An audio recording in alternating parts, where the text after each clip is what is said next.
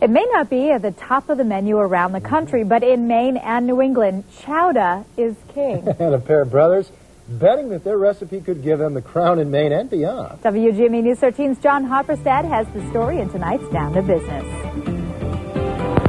Thousands of lobsters are hauled out of Portland's Union Wharf every week. But some of those crustaceans stay on the wharf to be chopped and sorted at Morrison Brothers. I just had the idea of utilizing my professional background, which is in cooking, and combining that with my family heritage of 5 generations of lobstering.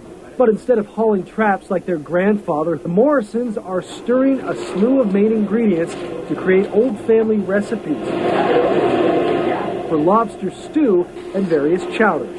These techniques are generations old, and that's what makes ours so unique. Don Morrison started the company 3 years ago, delivering the chowders and stews to grocery stores out of the back of his truck. Though a lot of people in Maine have their own chowder recipe, he says his take on seafood quickly caught on. That's the best compliment I can get, is when people say it's as good as mine. Nobody will say it's better. With sales on the rise, brother Tim was soon on board. And with a background in sales and marketing, Tim helped open a chowder house in Freeport, featuring the family favorites. Working with his brother, he says, has been the easy part. Working together as brothers is easier than having a partner, because we've been fighting for 25, 30 years. You know, and if there's anybody you can fight with and go on the next day, it's your brother. The two have pretty lofty goals: to be in every grocery store in the country, with a chowder house in every major city.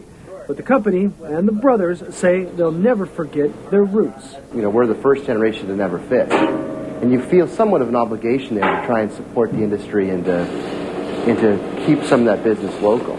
In Portland, for Down to Business, John Hopperstad, WGME News 13.